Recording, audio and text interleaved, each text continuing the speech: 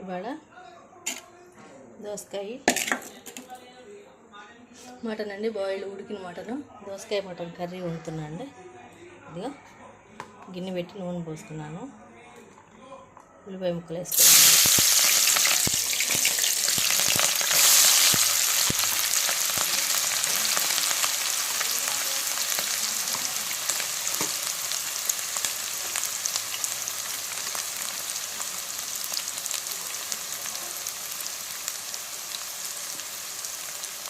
మంచిగా వేగనివ్వండి. ఇందులో కొంచెం పసుపు,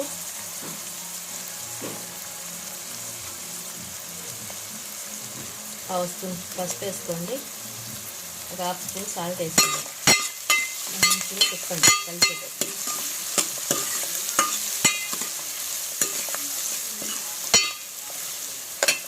మంచిగా ఇది వేగనివ్వండి. కొంచెం కొత్తిమీర వేసుకోండి.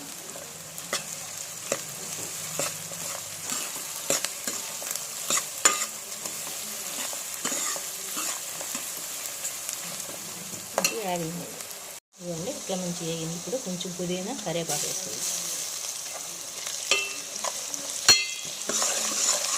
ఆనియన్స్ మంచిగా వేగినవి చూడండి.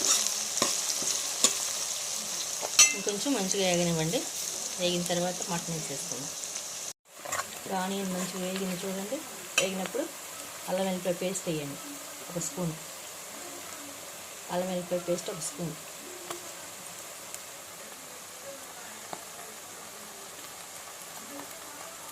ఒక పెద్ద స్పూను అల్లం వెల్లిపాయ పేస్ట్ వేయండి.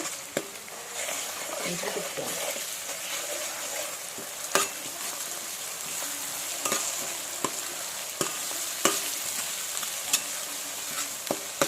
మంచిగా వేగి అల్లం వెల్లిపాయ పేస్ట్ నూనెలో వేగుతున్నప్పుడు మంచి స్మెల్ వస్తుందండి. అప్పుడు మటన్ వేసేసుకోండి. కుక్కర్లో మటన్ వేసేసుకోండి.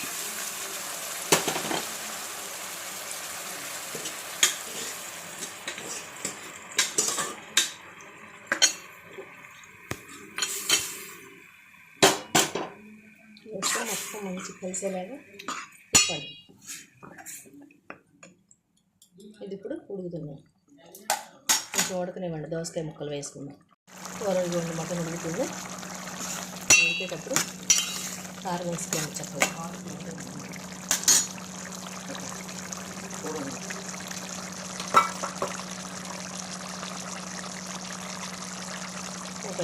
పెద్ద స్పూన్ కారం వేసుకోండి.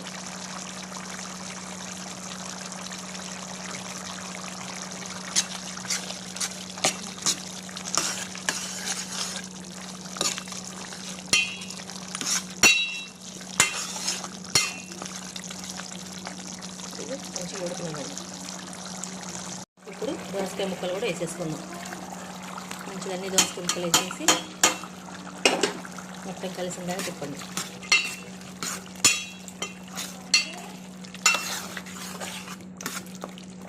ఇది ఇప్పుడు ఉడకనివ్వండి. మంచిగా ఒకసారి మూత తీసి చూసుకున్నామండి.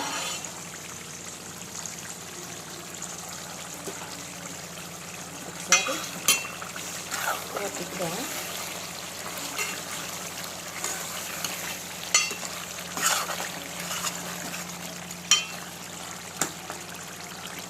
ఇట్లా మంచిగా నూనె తేలినాయండి. ఇట్లా నూనె తేలినప్పుడు వాటర్ పోసుకోండి. కొన్ని ఒకసారి కూర తిప్పుకోండి. మొత్తం తిప్పేసి మళ్ళీ మూత పెట్టండి.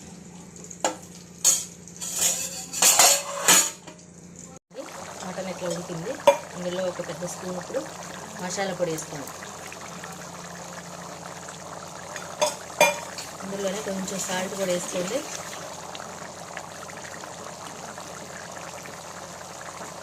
కొంచెం కారం కూడా వేసుకోండి. ఒకసారి మళ్ళీ కలిపేసి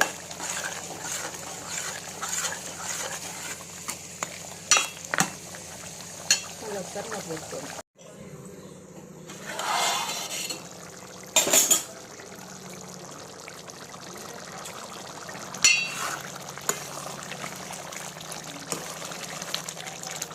కొంచెం దగ్గరికి రావాలండి. వచ్చిన తర్వాత బంద్ చేస్తాం.